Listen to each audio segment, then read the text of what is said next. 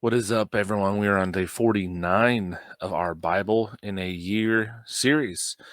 We are still in Numbers. We had an interesting day yesterday. We got to meet Balaam and saw some peculiar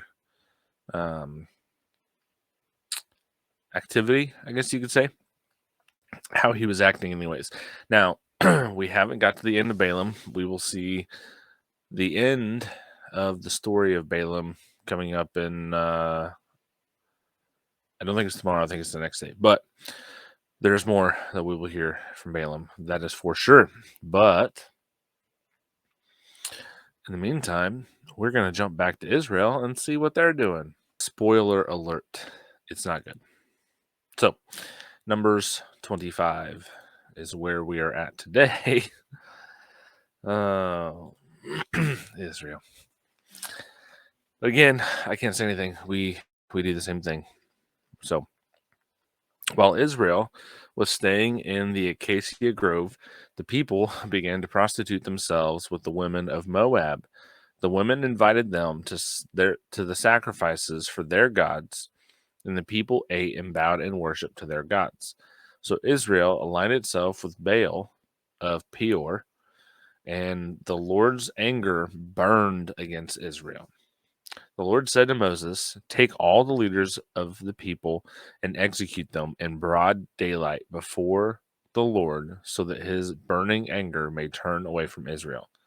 So Moses told Israel's judges, "Kill each of the men who align themselves with Baal and of Peor."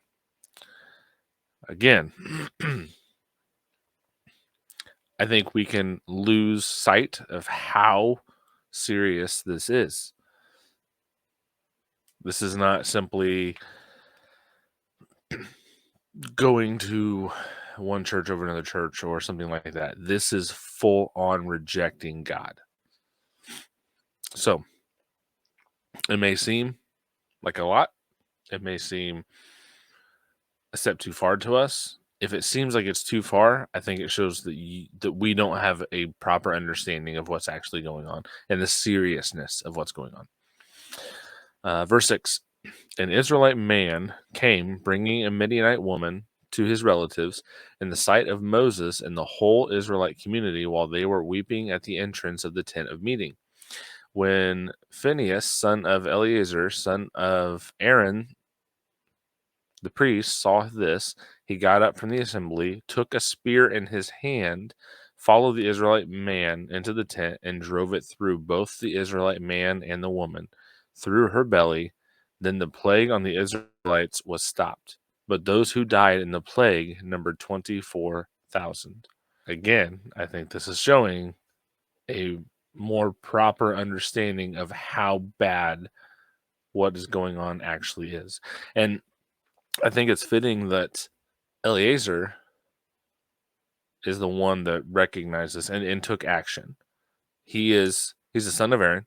He's in the tent or in the tabernacle. He is doing these sacrifices. He probably has a better understanding of what that sin actually cost than really anybody else in Israel, with the exception of maybe Moses and maybe some of the other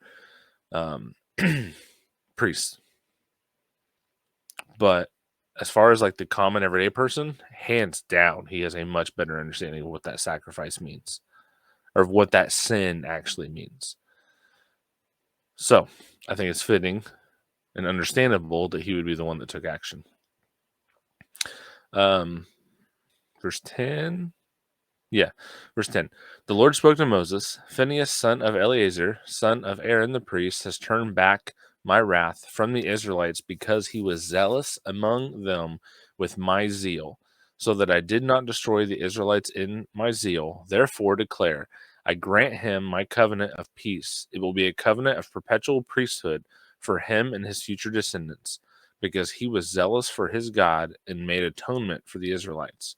The name of the slain Israelite man who was struck dead with the Midianite woman is Zimri, son of Salu, the leader of the Simeonite family.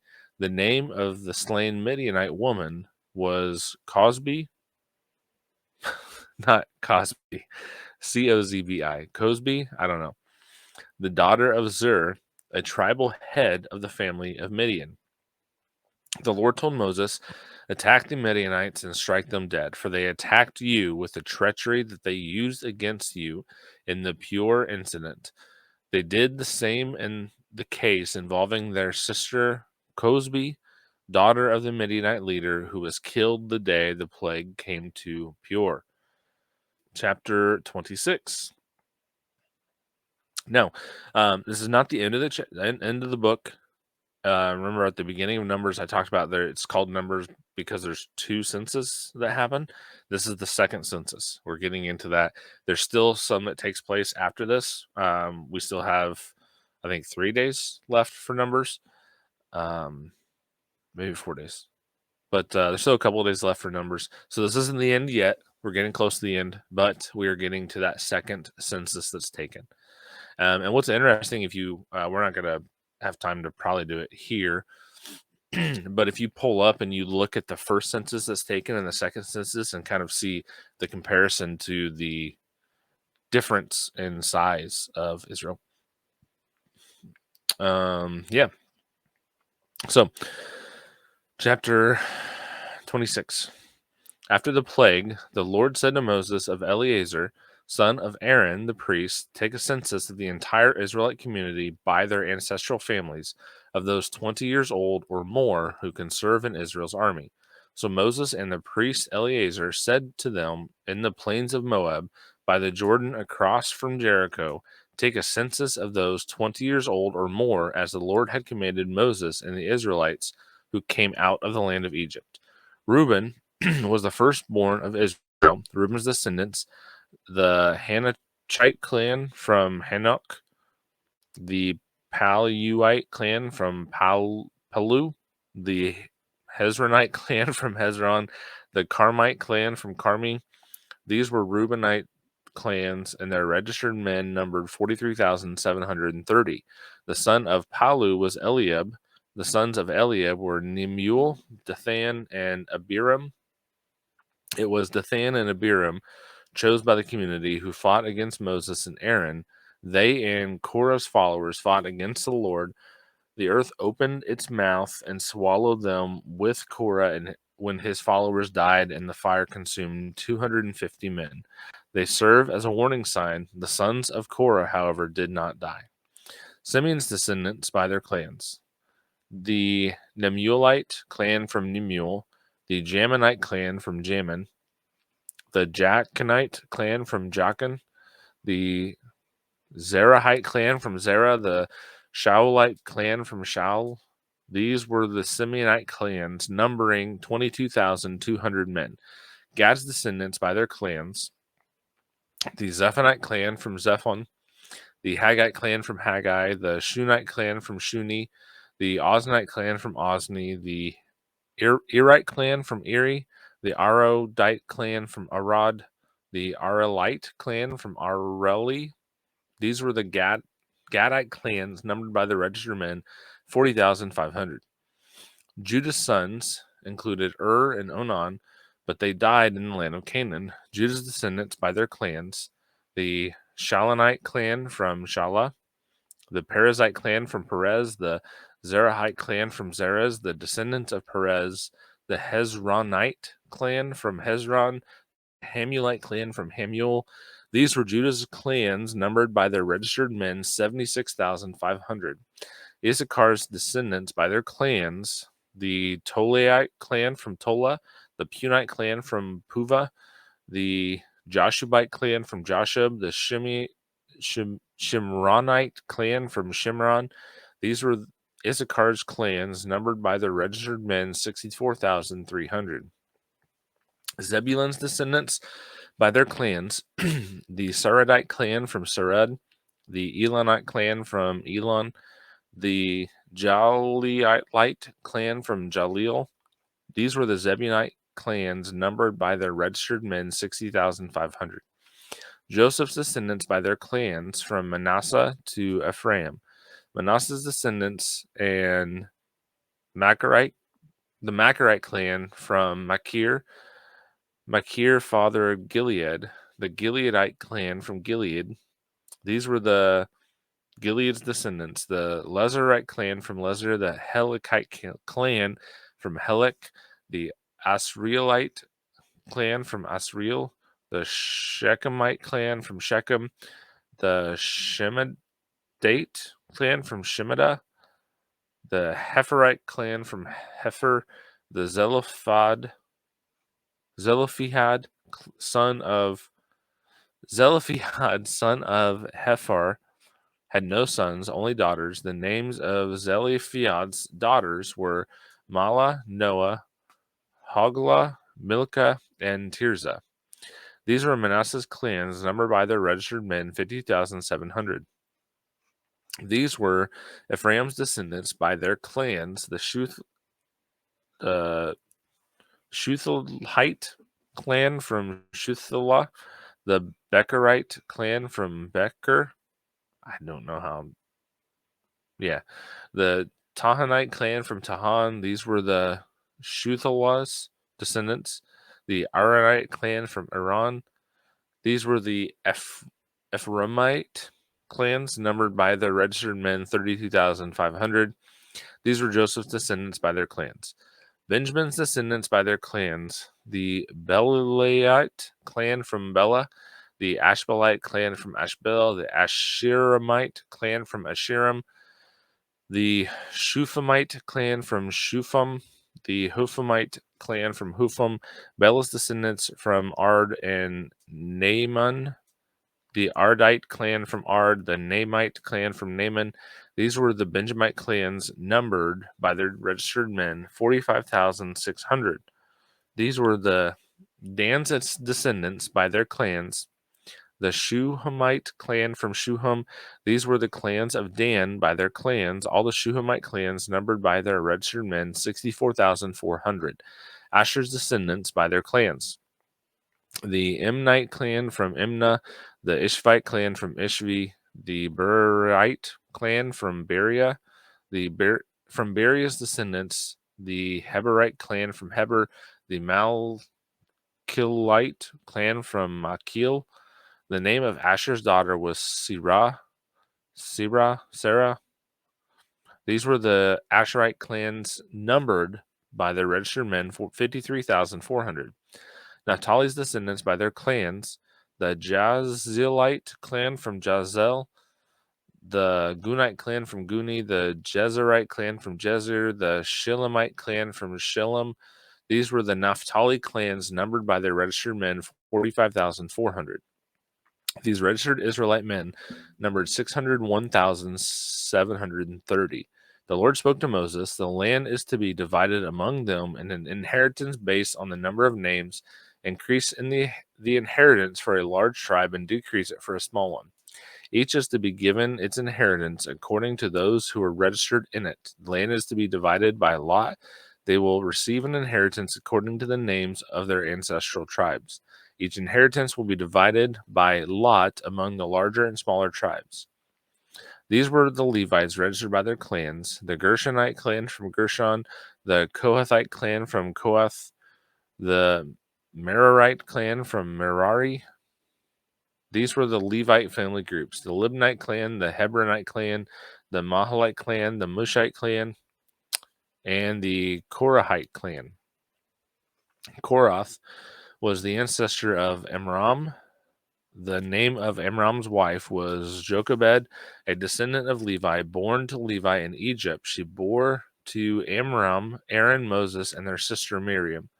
Nadab, Abihu, Eleazar, and Ithamar were born to Aaron, but Nadab and Abihu died when they presented unauthorized fire before the Lord.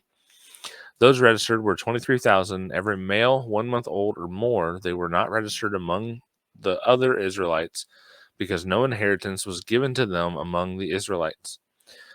These were the ones registered by Moses and the priest Eleazar when they registered the Israelites on the plains of Moab by the Jordan across from the Jericho.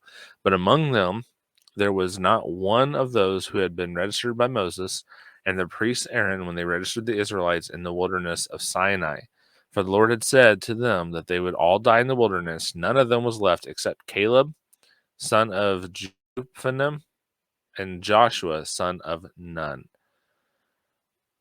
So remember, when it would have been a couple days ago, when the Israelites sent spies into Egypt, or not Egypt, Canaan, and they came back with reports. They said we're like grasshoppers to them, right? And so everyone backed out of what God planned, except for Joshua and Caleb. So Joshua and Caleb are the only two that are getting to go into the promised land. Yeah. So let's continue on. Numbers 27. The daughters of Zelophehad approached. Zelophehad was the son of Hefer, son of Gilead, son of Machir, son of Manasseh, from the clans of Manasseh, the son of Joseph. These were the names of his daughters, Mahlah, Noah, Haglah, Milcah, and Tirzah.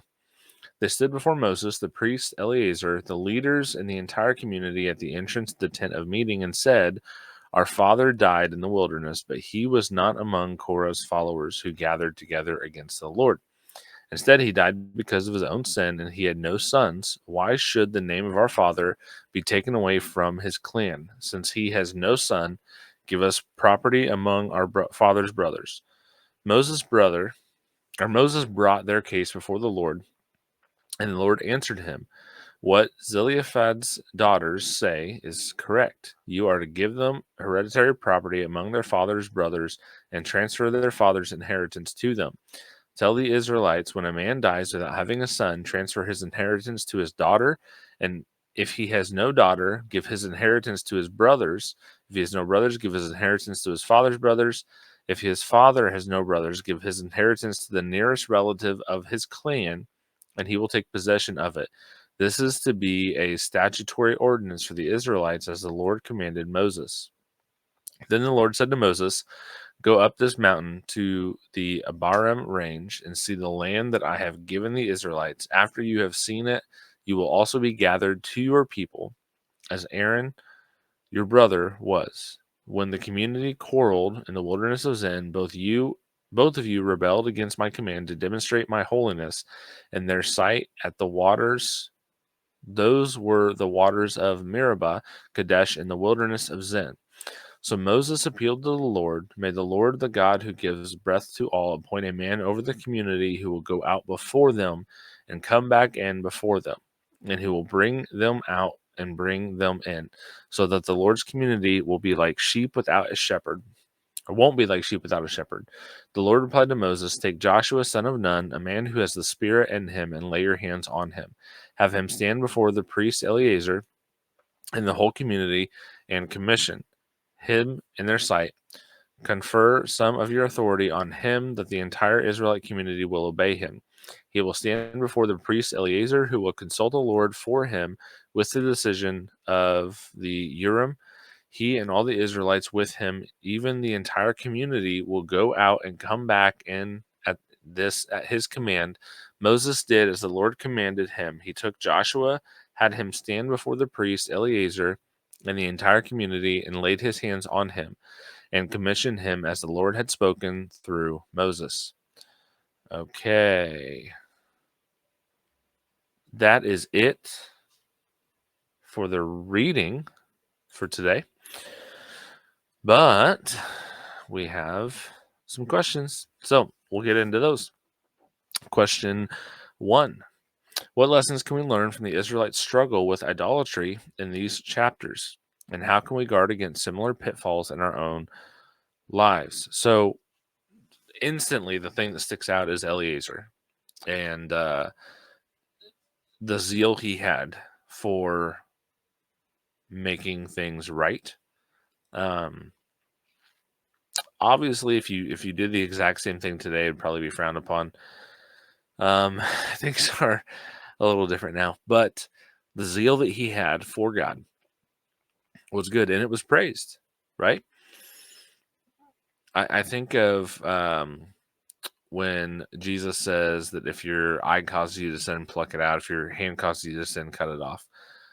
Now, this is not a literal command, partially because like your eye is not causing you to sin. Your hand's not causing you to sin.